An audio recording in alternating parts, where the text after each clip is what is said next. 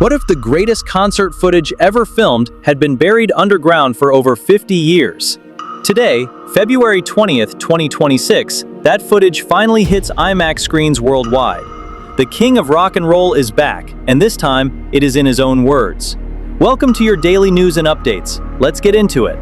EPiC Elvis Presley in Concert is a brand new film directed by Baz Luhrmann, the same director behind the 2022 blockbuster biopic Elvis, which earned 8 Academy Award nominations and grossed $288 million at the worldwide box office.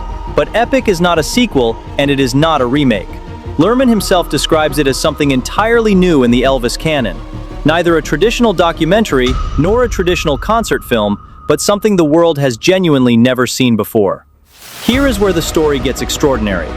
While making his 2022 Elvis film, Baz Luhrmann heard a rumor that hidden footage existed from two 1970s Elvis concert films, Elvis, That's the Way It Is, and Elvis on Tour. His team searched the Warner Brothers archives and they found it.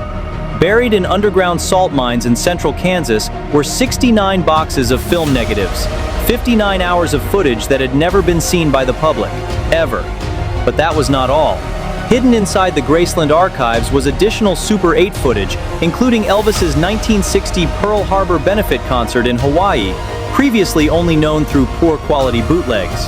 And then came the most remarkable discovery of all, a 45-minute audio recording of Elvis Presley himself, talking about his life, his career, and his story in his own words. That recording forms the entire spine of this film. It took Luhrmann's team 2 full years to restore this material. The original film canisters had no sound.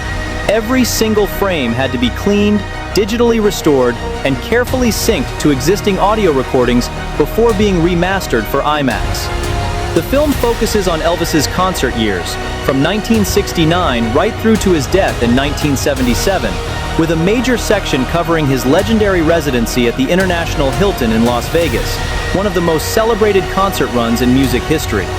You will see Elvis arranging his band on stage in real time. You will see his humor, his warmth, and his vulnerability as a human being. And you will hear him, in his own voice, tell his own story. Now let's talk about what critics are saying. On Rotten Tomatoes, EPiC holds an 86% fresh rating.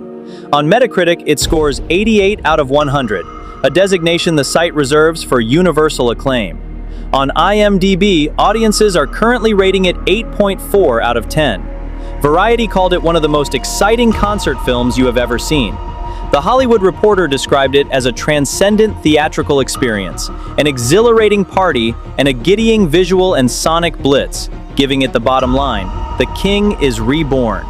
And the Saturday Evening Post wrote that Luhrmann leaves no doubt as to why 50 million Elvis fans cannot be wrong. At the world premiere in Toronto, people reportedly danced in the aisles. At the US debut at Graceland on January 8th, which would have been Elvis's 91st birthday, close to 1,000 fans attended 2 special free screenings. On the distribution side, Neon holds the US rights and Universal Pictures International holds the global rights. EPiC is currently playing exclusively in IMAX through February 26th, a deliberate strategy to create urgency before the wide theatrical release begins on February 27th. AMC Theaters is running the IMAX screenings across the United States. To wrap up today's update, Elvis Presley in Concert is in IMAX theaters right now. It is directed by Baz Luhrmann. It is built from 59 hours of footage that spent 50 years buried underground. It carries a Metacritic score of 88. Whether you are a lifelong Elvis fan or someone discovering his legacy for the first time, critics and audiences are calling this one of the most important concert documents in music history. That is not hype, that is the verified critical consensus. IMAX runs through February 26th. Wide release begins February 27th. That is all for today. Subscribe for daily coverage, and I will see you tomorrow with the next story.